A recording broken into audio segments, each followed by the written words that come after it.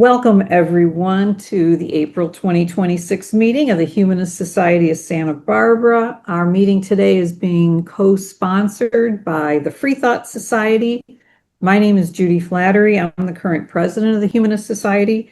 We are a 501c3 educational nonprofit founded about 30 years ago. If you're not familiar with humanism, humanism is a philosophy that embraces the natural world and rejects the supernatural, and positively affirms our ability and our responsibility to lead ethical lives of personal fulfillment that aspire to the greater good of humanity. Our website is sbhumanist.org. And we encourage you also to subscribe to our Meetup channel to be informed about upcoming events. And if you happen to miss one of our wonderful speaker presentations, they can be found eventually on our YouTube channel, which currently contains close to 100 of our past speaker events.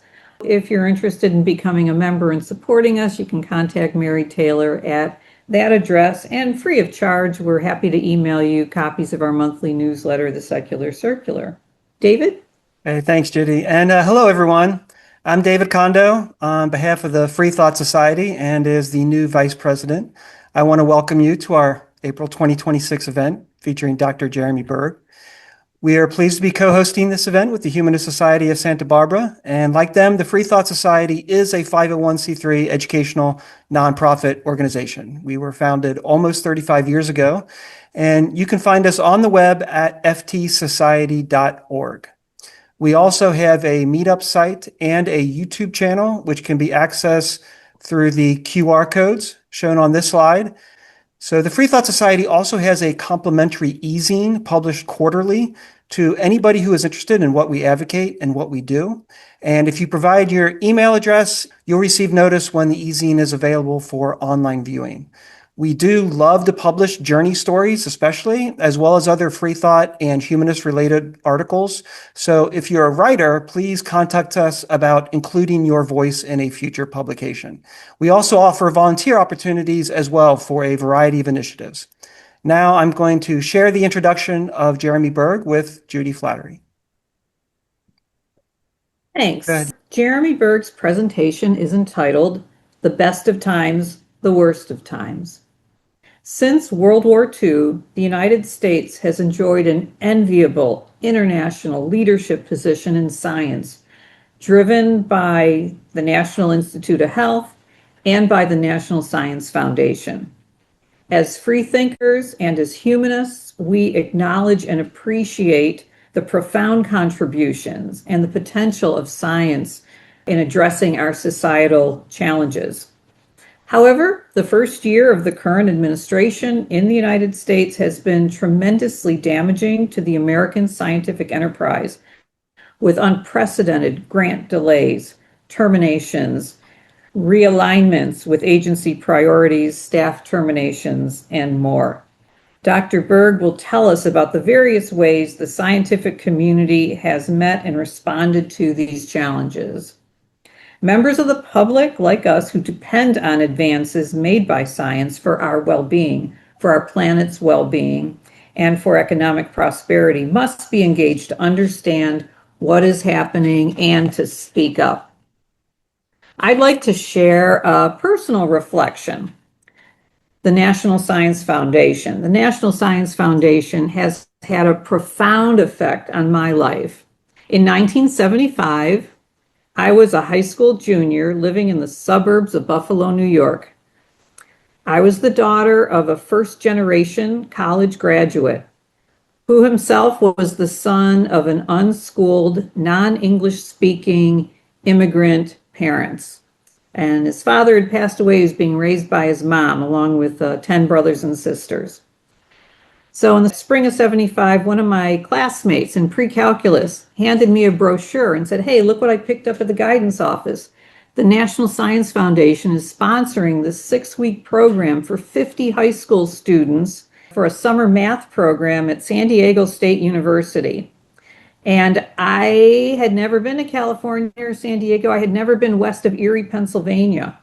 And as I read through the brochure, I saw that in addition to 6 weeks of fairly rigorous math classes like topology and set theory, the program promised group trips to Disneyland, La Jolla Beach, Balboa Park, and the San Diego Zoo.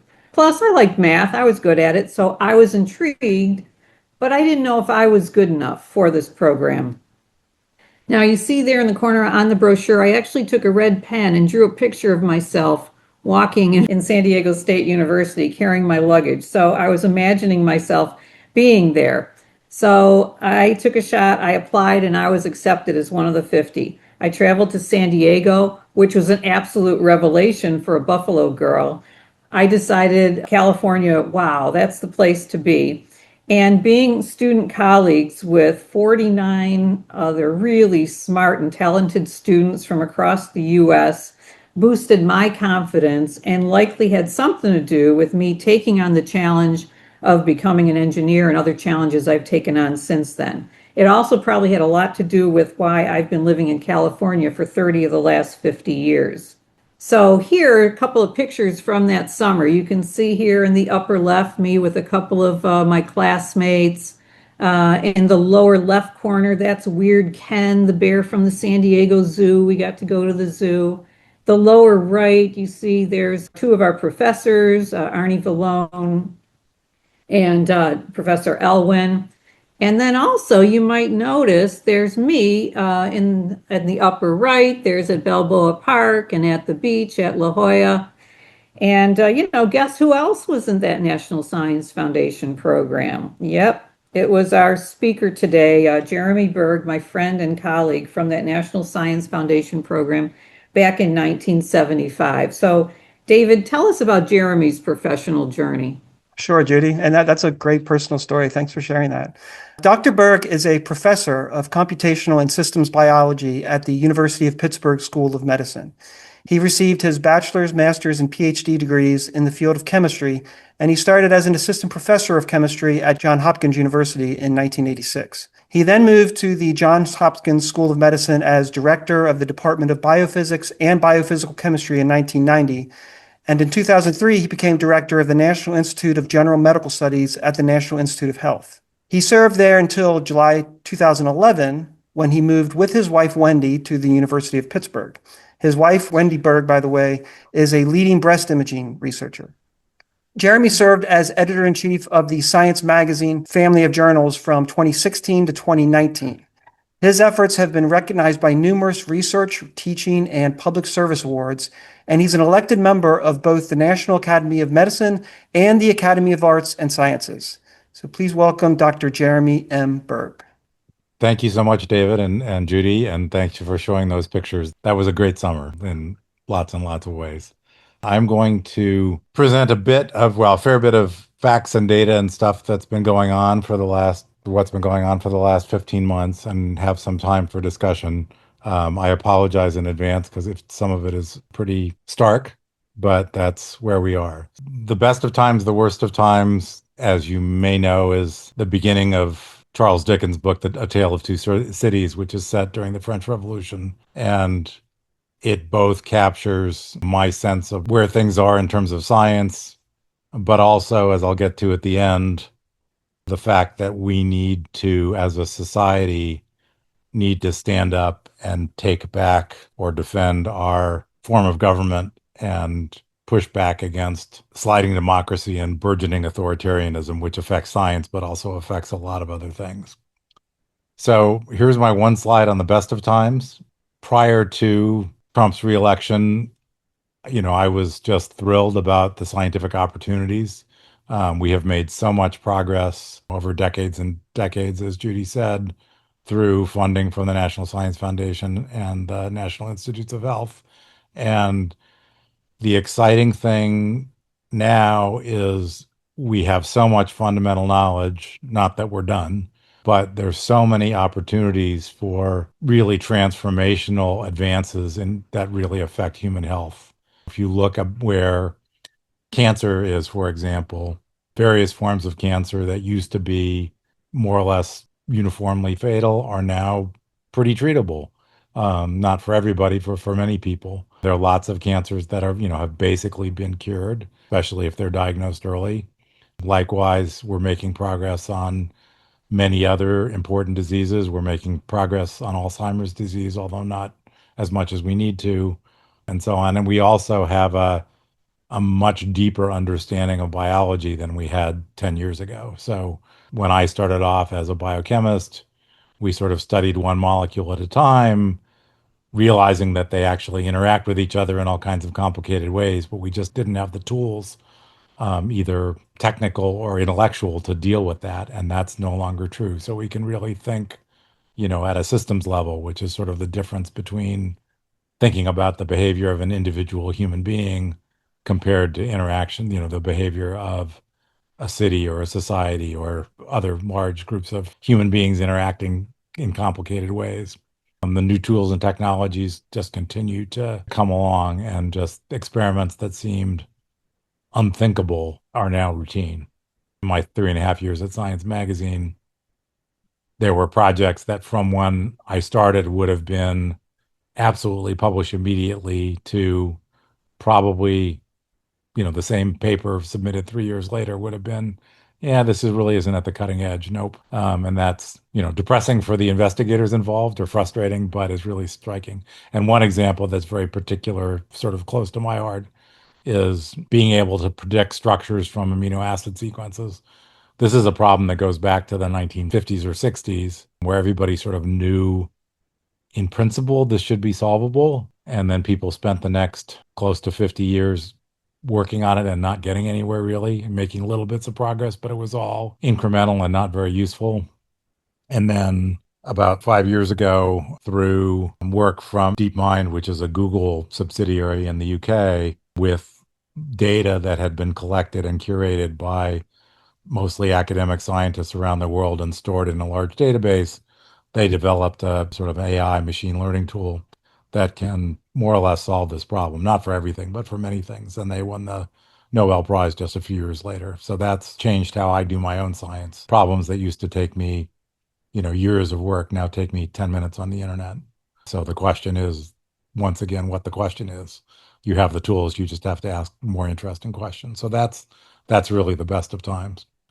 So the worst of times, starting January 20th, when Trump was elected, I thought that there would be the normal sort of policy disputes and, differences of opinion and various attempts to reform NIH in various ways that I was going to have to engage about. But it has been much deeper and much more severe than I ever imagined. Even when I was trying to imagine the worst, I didn't come close. I used to have slides with a list of all the different things that were going on, and one of my NIH colleagues suggested that I just put them on Picasso's Guernica, since it sort of summed up the sort of horror of the whole thing. So there have been grant terminations and big budget cuts proposed, and payments frozen, attempted appointing completely non-qualified people for positions, grant terminations, ban phrases, et cetera, et cetera, et cetera. I'll talk about a few of these, but it's just been an onslaught, and it's happening on a almost daily, certainly weekly basis. There's some new thing going on. So I've been spending more than half my time for the last 15 months working on trying to figure out what's happening, trying to communicate to lawyers and the press and the public about what's happening, trying to sort of rally the resistance to protect what we can protect, so the damage isn't any worse than we can help. I'm fortunate there was a private philanthropy that stepped in, so I now actually have funding to do it instead of just doing on, as my hobby. Again, it's just been a major expenditure of my time, but I can't imagine not doing it. It's, I think the question that is always in the front of my head is, if you've always wondered what you would have done in the 1930s in Germany, it's what you're doing now. I mean to be too stark, but we're in a situation that is certainly heading that direction, and not standing up and pushing back and learning from people who have thought about authoritarian governments, scholars, is really a mistake. So I was an institute director for 7.5 years, and before that I was an applicant and a grantee and a reviewer, and afterwards I've gone back to those same roles as an applicant and a grantee. So I know the process both outside and inside. And the NIH is a pretty complicated place. I mean, it's 27 different institutes and centers. They have their own cultures and processes to some degree, even though they're part of one organization. And this is just a flowchart, and I won't go through the details of how, if I, as a scientist, have an idea, how do I get that to actually getting a funded grant that I can do the work with? And it starts off with writing a proposal with a budget and submitting it to the NIH, and then it goes through a multi-level review process, and eventually funding decisions get made by the NIH staff and eventually the institute director, and those awards get executed and goes to the institution where the application comes from. If I get a 4-year grant, the way they're normally funded is I get the first year's worth of money and I get a commitment for funding for the next year's as long as I'm making satisfactory progress. So I have to submit a progress report and that gets reviewed administratively, and then I get the next year's worth of money, and so on and so forth until the term of the grant runs out after, say, 4 years. And then I can reapply to continue the grant if it's an ongoing project, or I can work on something different. So that's the process, which I know all the details about every step. And then the question is, what did the Trump administration do? So this is all the steps where they did one thing or another to block the normal processes. Everything from making it impossible to schedule review meetings because of legal transparency laws, basically, that they used in a sort of aggressive way to keep meetings from being scheduled, to altering the funding decision process. There are now more than half of the institute director positions are vacant and are filled by acting people. And the processes by which those positions are being filled are very slow and very irregular. And it's not at all clear whether the people who are going to be appointed are going to be qualified or going to be selected based on their political rather than scientific approaches to things. Even once you have a grant award, grants have been terminated, grants have been just frozen where you have an award, you just don't get paid. And the renewal process has been all screwed up.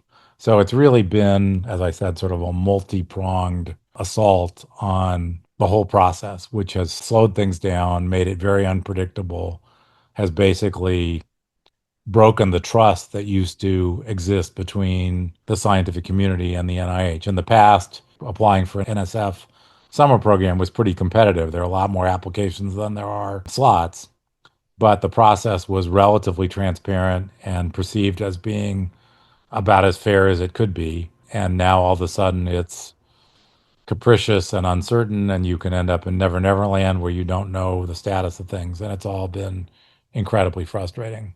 So, some specific examples: grant terminations. In the past, when I was there were probably 10 grants a year that were terminated, and those were always at the request of the institution, that they would request a grant be terminated because the investigator died or because the investigator was found guilty of research misconduct or egregious sexual harassment or something, that they were no longer appropriate to be doing the research and they couldn't find a substitute who was appropriate. But it was very rare and, never irrational. Over the past year, there were 5,000 grants that were terminated, at least temporarily. They were just being done sort of all the time, it seemed. Well, actually, not. There were 3,500 that were terminated, other grants that were disrupted in other ways. The terminations were not because of causes of the type I mentioned, but were because the grants were no longer aligned with agency priorities, and the sorts of topics that they thought were no longer their priorities included DEI, which was a term that they used a lot but never defined, transgender and LGBTQI health, vaccine hesitancy, impacts of climate change.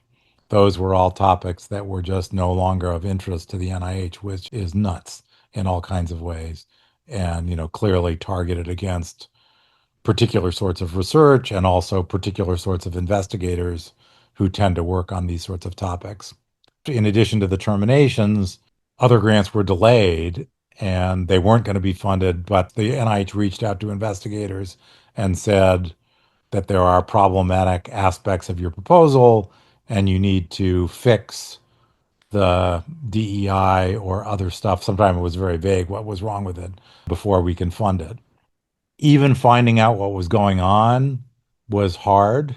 NIH and the parent agency, which is in the Department of Health and Human Services, actually started posting sort of brag sheets on the front of their grant website saying these are all the grants we terminated this month, which was unexpected and kind of bizarre. But even that wasn't capturing all the grants that we knew from other sources that were being terminated.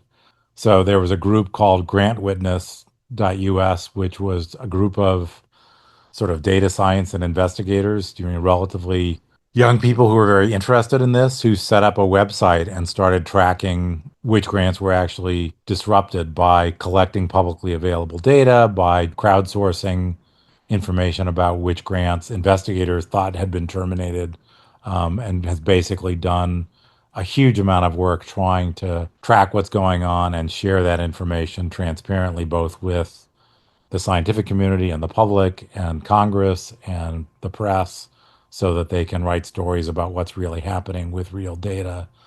You can go to this website and you can look at grants that were disrupted and whether they've been reinstated or not, and the total financial consequences to all this disruptions. And I'll show you something else that they've done more recently, which is very helpful as well. I mentioned that investigators were told that they had to fix their grants in order to get them funded. And the term that the NIH leadership was using was remediation, which was Major League Orwellian from my perspective. And all of this was not at all transparent. You couldn't tell, or I thought you couldn't tell what was happening, because these were all sort of grant by grant happening by investigators who didn't want to talk publicly about what was going on. And then one of my friends, actually one of the people on Grant Witness, made the comment that they'd gotten their grant funded, but they had to change the title and change a few things and change the title. And I thought, oh, wait a minute, I can look at grant titles. That's all publicly available from an NIH website. So then I did an analysis and said, look at grants that were funded in fiscal year 2024, look in fiscal year 2025, and ask, did the grant title change? Pretty simple informatic analysis, and found that there were between 700 and 800 grants where the title changed. And then I asked the question, okay, of those grants, what words disappeared when the title changed? And I put those into a word cloud generator just to visualize what was happening. And I thought I knew what I would see, but when I saw it, it was breathtaking. So this is the word cloud that I generated. Health equity, health disparities, diversity, Black, minority, racial, vaccine, sexual, ethnic, basically COVID, everything that I expected to be there was there in more or less the proportion that I expected it to be there, which was sort of reassuring that I understood what was happening, but was also a pretty stark depiction of all the research that was being potentially distorted. Investigators were put in a kind of an impossible situation because their choices were taking the term health equity out of their proposal, and maybe de-emphasizing the health equity aspect of their proposal, or not get their grant funded. So if they wanted the money to do the research, they had to make the changes. If they stuck to their principles and didn't make the changes, then they wouldn't get the money and couldn't do the research. So it's a real Sophie's Choice situation. And I don't know how many people have gone down which route. This just shows the people who ended up changing the title. So it's a part of the puzzle, but not the whole puzzle. So the next thing were grant delays and multi-year funding.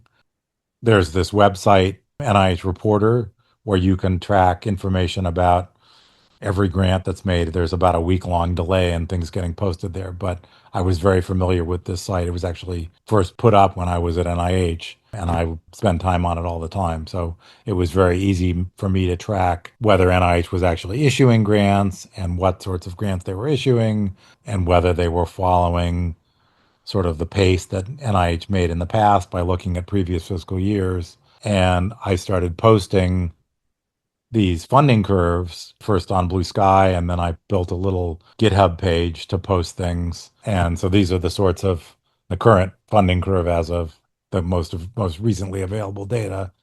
And what you can see for fiscal year 2025, NIH got farther and farther behind. They were just not making awards at the normal pace. So between 2015 and 2024, the curve looked, for all intents and purposes, identical.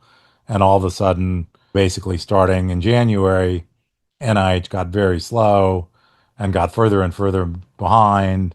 And finally, in July, they started catching up and eventually got all the money that was appropriated to them committed to grants by the end of the year, but just by the skin of their teeth, and also by some budget sleight of hand, which I'll talk about in a minute.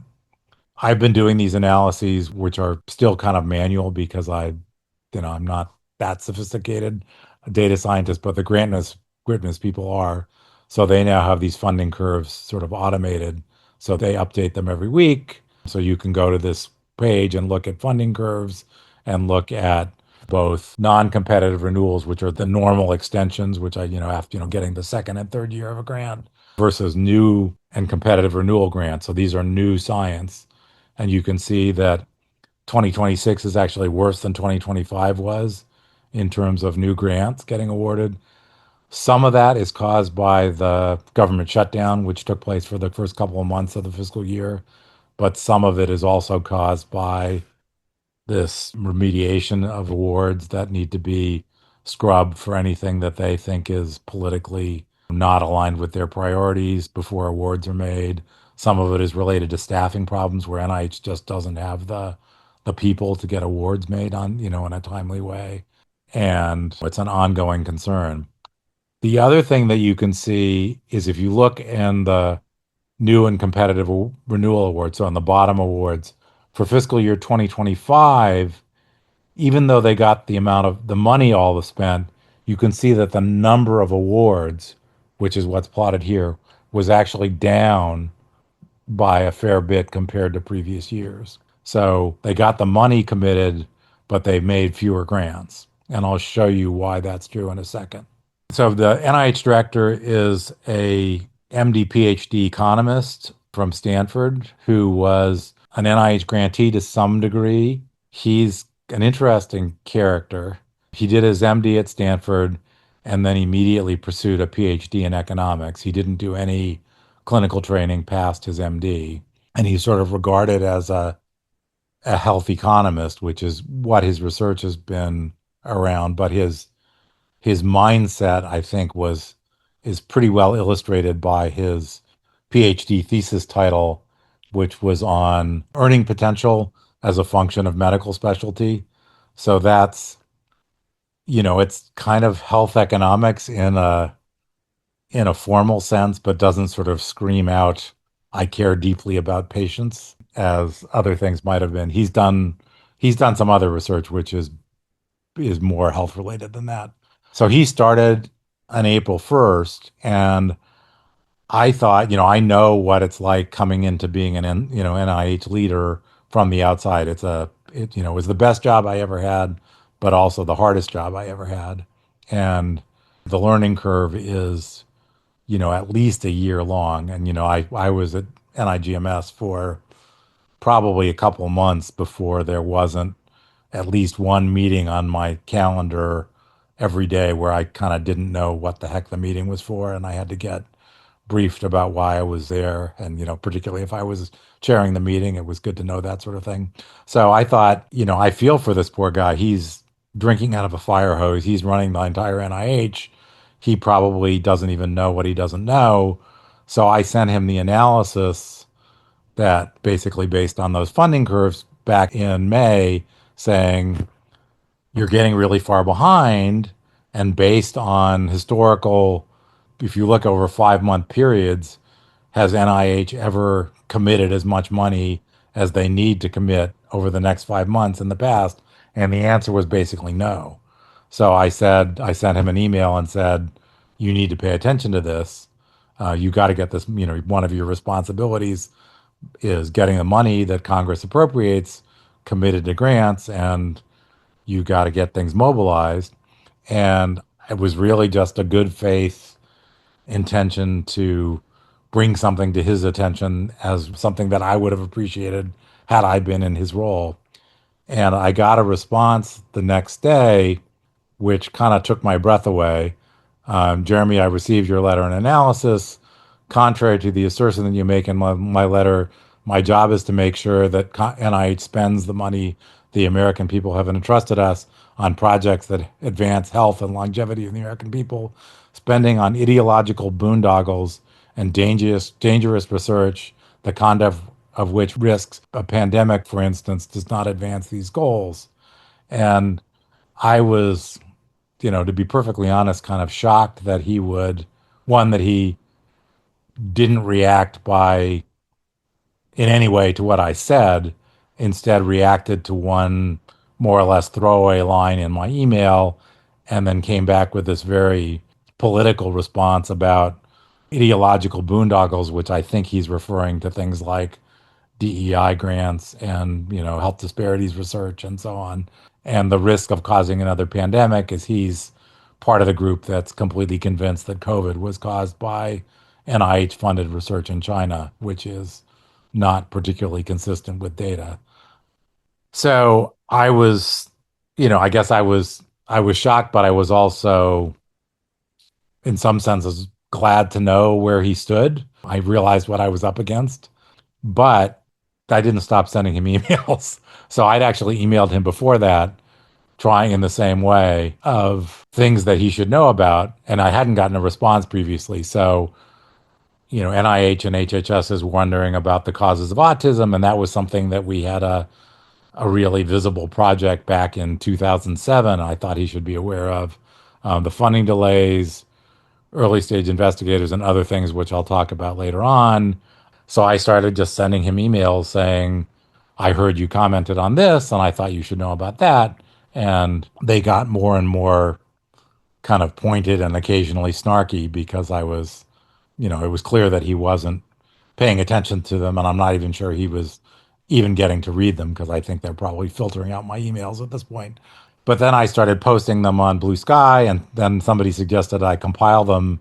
And so I put together a PDF with all the various context and the various emails, and I didn't know what to call it. And again, one of the grant witness friends um, said, I've got a perfect name for it. It's called 50 Shades of Jay. His name is Jayanta, but he goes by Jay and likes to be called Dr. J, which is silly in its own way.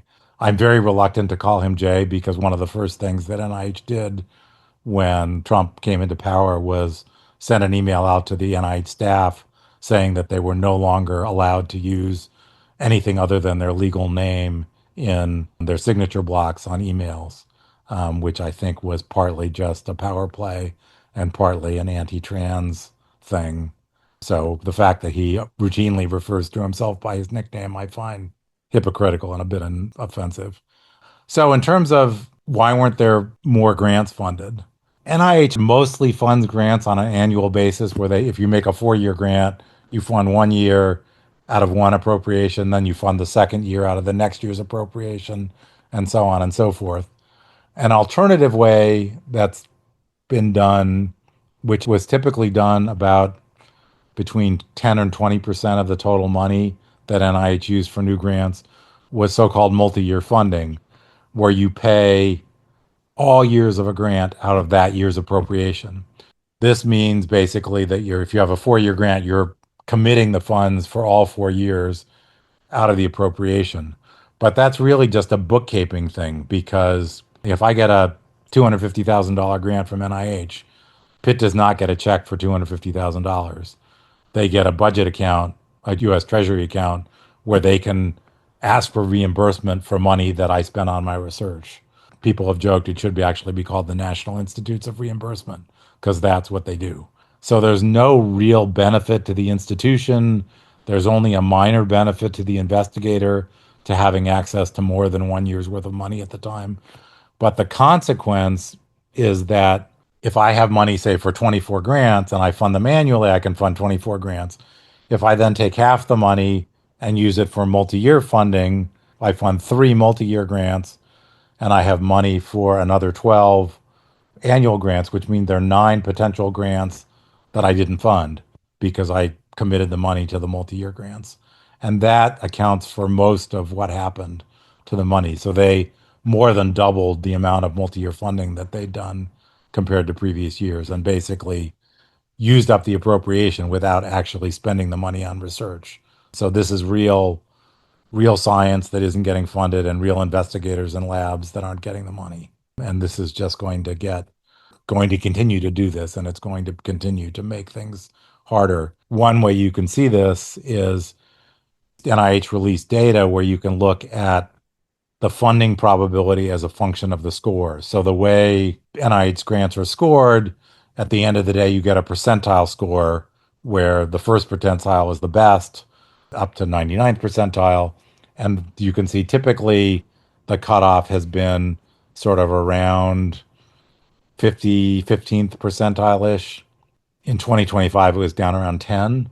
So that's a big drop. And it means there's lots of really great science that people got really good scores where the peer review were really strong. It was probably, I think I've had 2 grant proposals in my entire career that have been under this threshold. So out of, more than 20 grants. So this is real science again that's not being funded. And investigators are very frustrated because you write a proposal, it gets the best score that you've ever gotten in your life. The review says, this is the greatest thing since sliced bread, and then you don't get funded. So then what do you do? How do you fix it? And this particularly affects sort of high risk research and research from early stage investigators. So this is a way of making NIH more risk averse and more focused on sort of established investigators than they would be normally. Pushing back, I've been talking about data analysis and sharing. That's been remarkably powerful in terms of getting the press and the public and Congress and lawyers to understand what's happening. Litigation, there have been a fair number of lawsuits around cuts to public health grants, DEI grant terminations and delays, indirect costs, which I haven't talked about. And the scientific community has basically won every single lawsuit that they've filed, although they've lost some on appeal. But it's been a really powerful tool in slowing things down and getting things on the record that what NIH has been doing is illegal. And that's helpful both in the past and going forward. Congress has been quite supportive of what NIH does. They understand that NIH has been a powerful force for biomedical research progress and for the economy. When I started, the biotechnology industry didn't exist. Now it's a multi-trillion-dollar industry with many tens of millions of jobs in the US. And that was all created based on NIH-funded research. I'll talk a little bit about staff declarations of protest and rallies around the country, and the effect that they've been having. In terms of litigation, the grant terminations lawsuit, I was very much involved in both starting and then in writing declarations for the lawyer saying, this is how NIH normally works, just to sort of so the judge could understand that what was happening was not normal. The cases ended up in front of Judge William Young, who was a Ronald Reagan appointee from 1985. So he's a very seasoned, relatively conservative, but quite principled judge.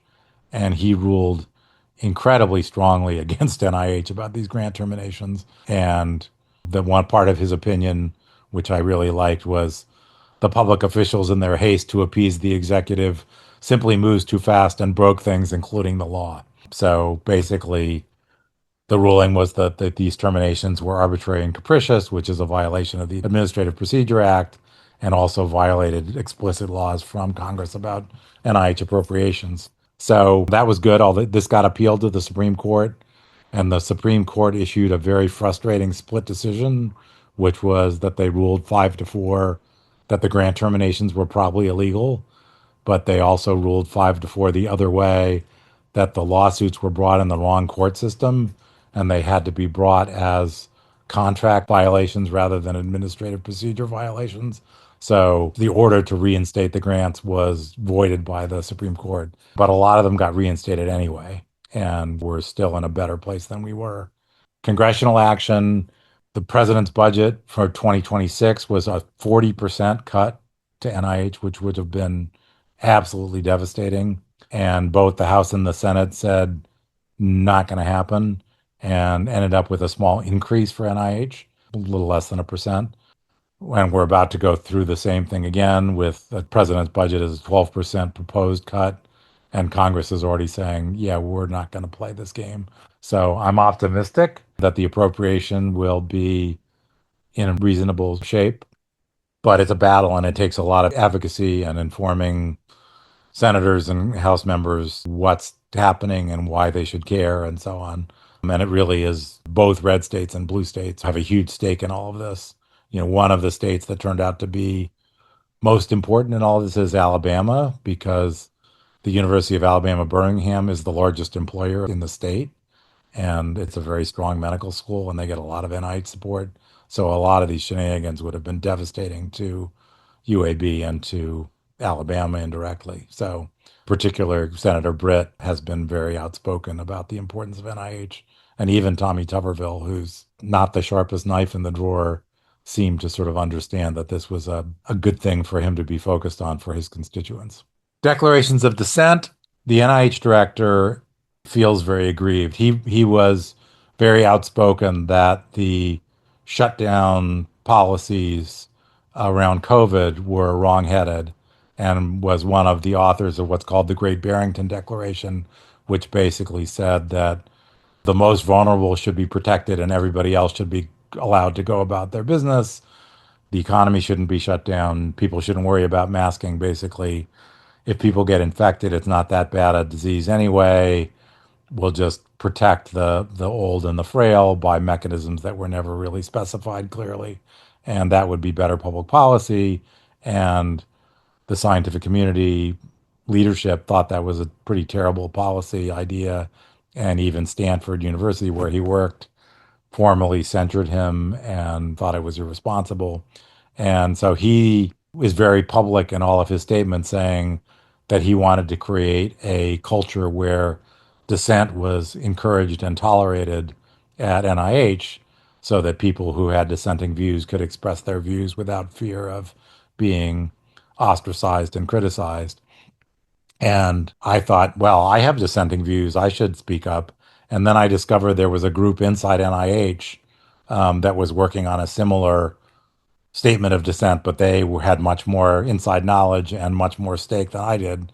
So we got in touch and I partnered with them. So they issued in June what they called the Bethesda Declaration, which was very much modeled after the Great Barrington Declaration, saying these are all the things that are happening in NIH which we think are illegal or immoral or just misaligned with the NIH mission.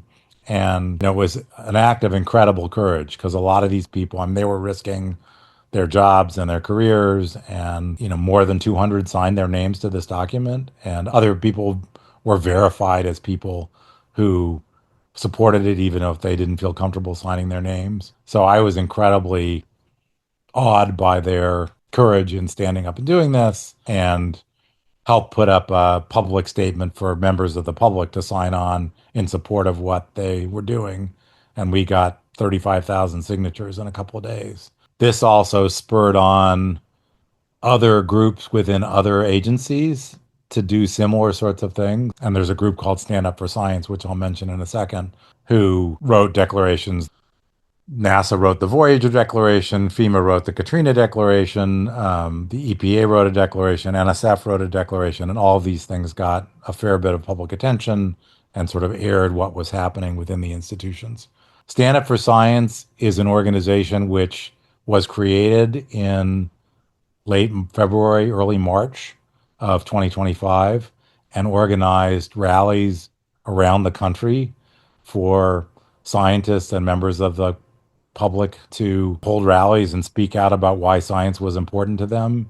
And the organizer and founder of this organization is shown in this slide. She's Colette Delawala, who is, believe it or not, soon to be graduating senior graduate student in psychology at Emory, who just decided she wasn't about to watch her scientific career and that of her peers disappear before it started, and built this 501c3, 501c4 now organization to organize these events around the country and to do a lot of other things. It's an incredibly effective organization. They've been raising money and getting stuff done. They organized events again on the 1 year anniversary around the country, and got thousands of people both at in university towns, but also in Kentucky and in Idaho and in, very, very red states and very, very red counties where people can speak out and stand up for science. So it's been kind of a breath of fresh air because most of the scientific community has been pretty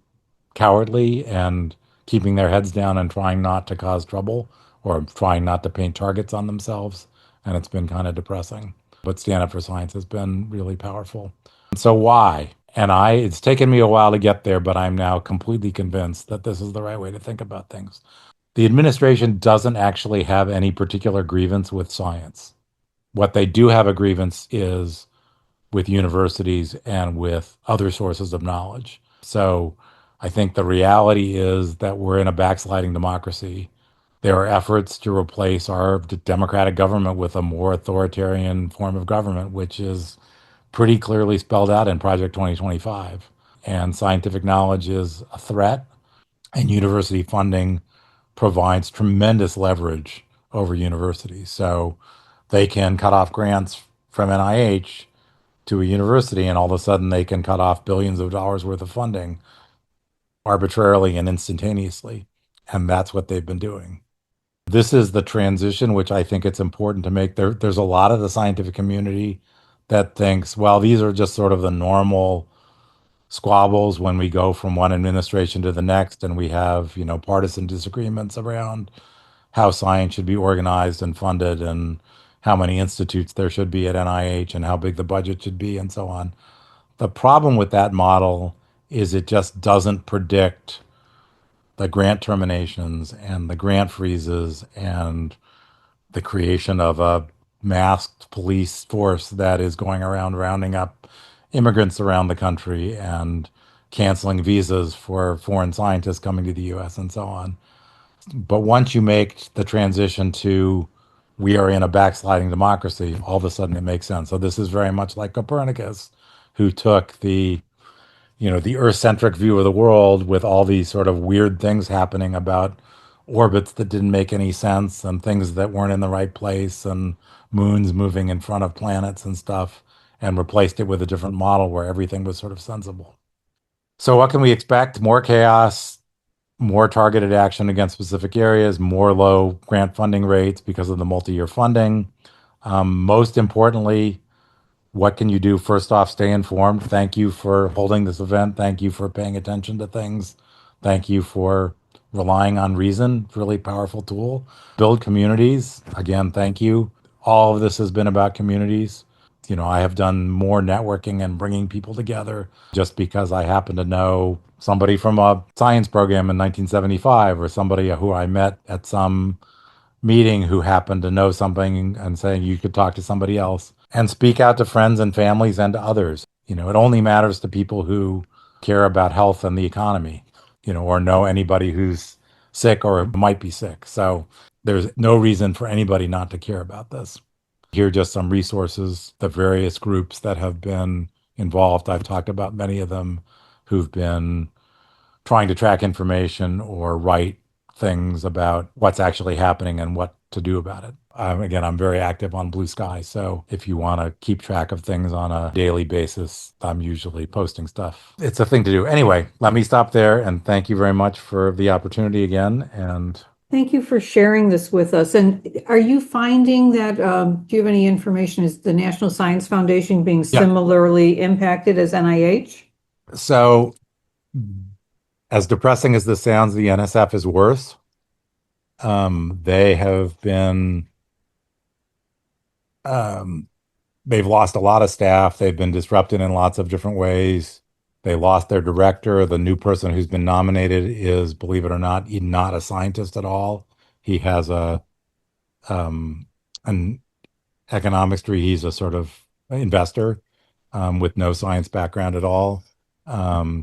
Their headquarters in Alexandria, Virginia, got taken away from them and given to the Department of Housing and Urban Development. So they're in sort of leased office space. if you go to the grant witness site, their funding curves are available there, and they look just as bad or worse than the NIH ones do. So Mm. it's bad, and it's, there's some areas that are hit worse than others.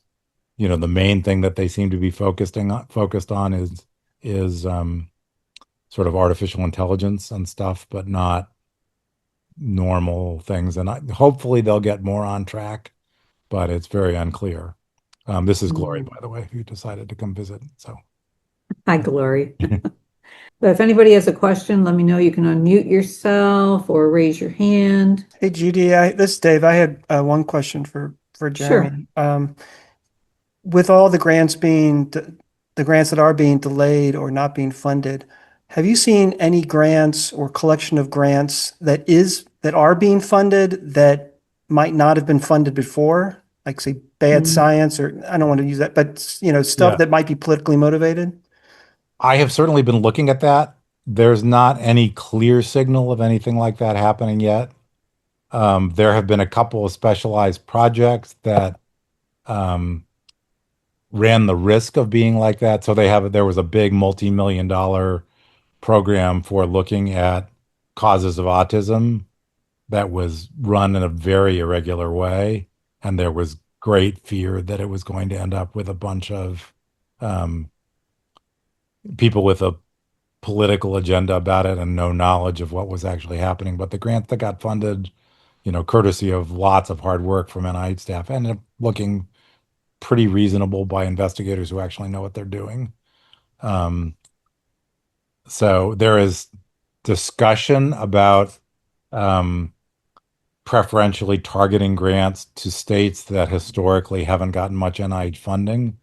But there's no evidence that that's happening yet. On the other hand, NIH isn't making very many grants at all, so it's not clear. Um, the good thing about the NIH peer review system is, um, you know, it will really stand out if they fund things that are just um, way beyond the pale.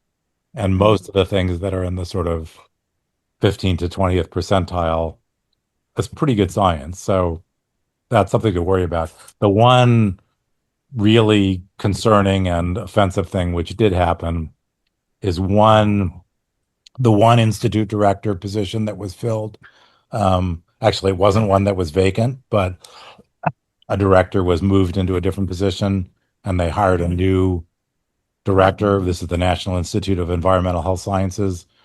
The person who's in that role is kind of a not particularly noteworthy scientist from Duke.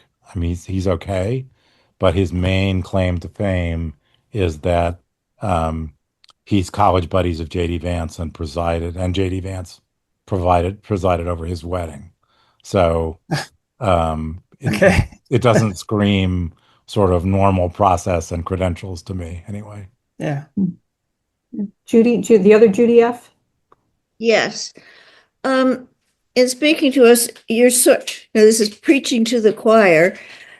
Is there a group or something who can get out public service announcements or make the bigger public aware of these are the things, if anyone in your family has suffered from this, or this, is there a group who would have funding, who would be able to get out that more to the general public who really is not aware of what's going on? So, we are trying that in every way we can think of. I have, my wife, as I think David mentioned at the beginning, is a breast cancer researcher, and there's a organization in Pennsylvania called the Pennsylvania Breast Cancer Coalition, and through her, I got them to send out a newsletter that I wrote to 20,000 women across Pennsylvania who are concerned about breast cancer and breast cancer research. So if there are opportunities like that anybody can think of, we're all ears. Judy can share my contact information. Ideas like that matter.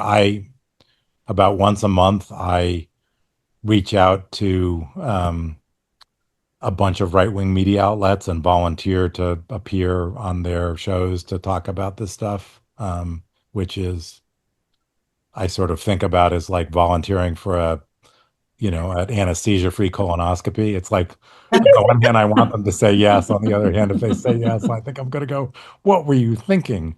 But we just have to get the message out. I mean, that's we're doing pretty well in the sort of traditional media and the sort of left-leaning blogosphere media outlets, but I have some connections with more right-leaning places, and I'm posting things there, just because I've developed these partnerships, and it's any way we can do it, and also just one person at a time. I mean, the advantage of reaching out to, even if you're reaching out to the choir, many people in the choir have the uncle at Thanksgiving who's problematic, or other people who starting a conversation may be unpleasant and challenging. But I think if you can get through and listen to what they're concerned about, you can say, this is what's going on. And people say, oh, they would never not fund cancer research. And you can say, well, that's what they're doing. So, The example of that wonderful letter from Kennedy's granddaughter as she was dying from cancer, saying about my cousin and what he's doing in unfunding cancer research. So yes, they are, and there are people out there are speaking up, and I think that was a wonderful example. but I think one thing that I've become very painfully aware of is just how siloed the information infrastructure is in the US. I mean, Mm. you know, people just get their news from particular places. And, I have 26,000 followers on Blue Sky, and I bet 100 of them are sort of slightly right leaning. Um, I'm glad to engage with them. But it's not, it's not easy to get out there and have the sorts of good faith, fact-based discussions with people that one might like to have. Daniel. Thanks, Jeremy. You and Pete Buttigieg are the only prominent people I know that repeatedly go back to right-wing media trying to have meaningful conversations. Well, he's my hero in all this because he does it, and he does it so well, and he's so good for their ratings that they keep inviting him back, even though Yeah. And he never manages to get rattled. I sit there Oh and yeah. yell at the TV, and he's just calm and cool. So yeah. Yeah, well, he also, I mean, he sort of hands them their butts every time, and they still invite him back to do it again, which is Yeah, it's amazing. great. My question, and I apologize in advance, I tuned in a little late for your conference. Are there a lot of scientists that are being offered positions outside of the U.S., Europe and Asia and so on, et cetera? In other words, the brain drain, is that happening as far as you can see? Um, Absolutely, although the extent of it isn't clear. Certainly younger people are, well, the worst thing is we used to be a magnet for people from overseas to come to the US to train and Right. make time stay here. And I think that period is gone. Yeah. People just aren't coming. They aren't welcome. The logistics of coming here with visas and everything else is a complete nightmare. Yeah. If they come here, they can't go back to their home country without not being able to get back in. And there are great opportunities in Europe and Australia and China and other places. So that part I think is just part of our history, which is going to be very hard to get back. Some Yeah. people are moving to opportunities other places. I mean, science funding isn't great anywhere else except perhaps in China, although it's very competitive there. But a lot of Chinese nationals who came to the US with the intent to stay are Hmm. going back to China. I And thought the Baltic states funded science pretty well. Is that there Norway, there Sweden? are places, Yeah. and certainly the superstars. I mean, one of my acquaintances becoming friends is actually in San Diego, is a Nobel laureate, and when he had a grant that was in the sort of Never Never Land state, he got an email from China saying, that he could come to any university he wanted to in China with 10 years of guaranteed funding. Wow. All he needed to do was let them know where and when, and he was, the door was open. So it's, at the top level, that's certainly happening. And other Yeah. people, I think, are just wondering. I mean, certainly people are thinking about, is there a better deal out there where I can do my science better and work on what I want to work on? And Yeah. I think if an opportunity comes along, it used to be that the U.S. was hard to leave, and now I think it's easy to leave. Yeah. Has, well, everyone's personal astrophysicist been involved in speaking up? I'm talking Neil deGrasse Tyson. Has he been saying much? I I don't remember hearing much about that. I he's made a few comments. He's certainly not leading in any way that I know of. I mean, the I was number, thinking of someone that has a broader audience. I think he has a pretty broad yeah, I mean, audience. I think well, I think he may be cognizant of the fact that he has a broader audience and um, Hmm, is reluctant to offend people somehow. But, maybe I think that's been true of the scientific speculation. establishment in general. The National Academies of Science have been woefully quiet about everything and even actively complicit in some ways. Bill Nye has been very outspoken. He's spoken at several Stand Up for Science events. He's probably the most visible person who's in the sort of popular science sphere. Um, Okay. I have to tell one Neil deGrasse Tyson story. Back when I was in NIH, I was speaking at a meeting, um, and I saw he was on the program, and I thought, "Oh, this is cool. This is really great." And then I got the program. Turns out I was speaking exactly after him in the same session. I thought, "Oh, perfect, wonderful."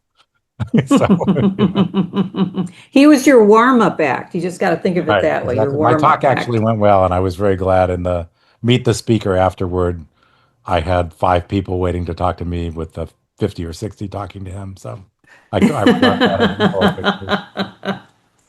It's funny. Do we have any other comments or questions? Of being cognizant of the time here? Suzette, you've got a question? I do. Something just popped into my head. Thank you so much, Jeremy. I really enjoyed um, everything that you spoke about and what you're going through and have been through, and who knows what the future is. It doesn't look great either. How much of an impact is AI going to do to the scientific? I know it's going to be different. I mean, Yeah. science encompasses a vast area. So, I mean, but generally. Yeah. So the impact is going to be potentially huge in a bad way, potentially quite big in a good way. Mhm. But it's definitely a work in progress. And again, I think that, it's,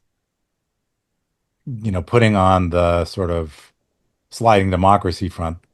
What's going on with AI is partly technology, but partly, it's the billionaires Mhm. building stuff and, taking over our power grid and, doing all these things that are entirely intended to solidify their power. Some of the good things. So in my wife's world, she reads, mammograms and other breast imaging studies for a living, and it's clear that AI is going to transform some aspects of that. Mhm. Or it's going to be different. That AI is going to be able to, particularly, to look at a whole bunch of mammograms and say, this 60 or 70% are clearly negative and aren't worth looking at. So you only need expert radiologists to look at the ones where there's something going on to try to figure out what's scary and what's normal variations. Mhm. Um, there are lots of fields where it's going to have, I mean, it's incredibly powerful for lots of different things. On the other hand, there are two things that I'm very mindful of. One is there was an interview with a AI guy from Britain, from the UK, about 3 months ago, where he was talking about all the wonderful things about large language models and so on. And he said, so what sorts of problems is AI not good at? And he said he thought about it and then said, basically anytime it has to get the right answer. Um, Yeah. which Yeah. which is, there's a big difference between writing a sort of reasonably tone competent email and getting a scientific fact right or whatever else. And I think keeping that in mind is important. The other thing is that AI is a wonderful way of basically hardwiring all your biases. So, it basically takes all your behavior in the past and say, let's build a model that will do that going forward, which is great if you want to, mimic the style of Hemingway. You can just feed in all his writings and it can write whatever you want in Hemingway's voice. On the other hand, probably 10 or 15 years ago, Amazon did an early machine learning project where they wanted to um, build an AI system to automate their HR system. So they took all the resumes of people they looked at and looked at the people they interviewed and looked at the people they hired and said, can we train a system that will make the same decisions that we did? And they did, and it did a really good job reproducing what they did. And its main characteristic that it would under no circumstances hire a woman. Um, Wow. and so Yeah. then they said, oh shit, that's not great. And so they Right. fixed it Yeah. and they took all their resumes and they scrubbed it for anything that looked like it was gender identifying. And then they retrained it on all these scrubbed resumes and discovered that the system was really good at figuring out whether somebody was a woman or not. So it would know never to hire them. Um, Jeez. so, so Yeah. there are things like that. I mean, in healthcare, there was a serious paper in pathology a few months ago where people were looking at cancer diagnosis pathology slides and sort of recommending clinical course of action. And there was a collection um, of slides where it recommended much less aggressive treatment, which was probably inappropriately less aggressive. Mm. They couldn't figure out why. And then they figured it out. And it turns out that it was figuring out who was black. Oh And my no God. pathologist knows how to do that. But Yeah. it was figuring out, who was black based on this pathology slide and then treating them less aggressively than if they were white, because that's what happens historically. Yeah. So that's the sort of Yeah. double-edged sword. On, the one hand, it's clearly seeing things that humans can't see. Right. On the other hand, without care, it's going to do really dangerous and awful things now in a way, well, but AI says it's true. It's like, yeah, well, Yeah. Right. Yeah. so does your, Red flags. just Yeah. uncle and I don't know. Yeah. So, Wow. Yeah. All right. but great question. I mean, Oh, it's thank you. definitely Thank something you, to Suzette. think about and trying to track. Yeah. Because I'm not enthusiastic. I understand it's the future. I understand we're going to have it. But I think that right now it's very aggressive. The enthusiasm by some people, not everyone. Some people are cautious and maybe not as cautious as I am. Math problems, I mean, certain things I can certainly understand that it would be very helpful. But I think, again, my argument is that we don't use philosophy a lot in this country. We don't think about other uh, uh, perspectives on things, especially tech things. And I think that we get very aggressive and then the mistakes happen. I mean, just like with robotics, I'm no expert on any of this. I'm not even really a techie, but I just want to proceed with a little more caution. That's all. All right. Yeah, well, Thanks, Suzette. Thanks for those comments. one story which I think sort of sums up part of the dilemma that you're talking about is I got two emails the same day. One was an email saying that University of Pittsburgh had signed an agreement with an AI company to make their technology available to pit faculty to develop models and do stuff in a way that was relatively protected for, in terms of security and privacy and so on, but was still sort of pushing this AI onto the faculty and students in a big way. And the same day I got an email saying that this company had settled a lawsuit for pirating textbooks and so on, including a textbook that I wrote, and that I had to fill out forms so I could get, thousands of dollars of reimbursement for their misappropriating, Yeah. copyrighted material.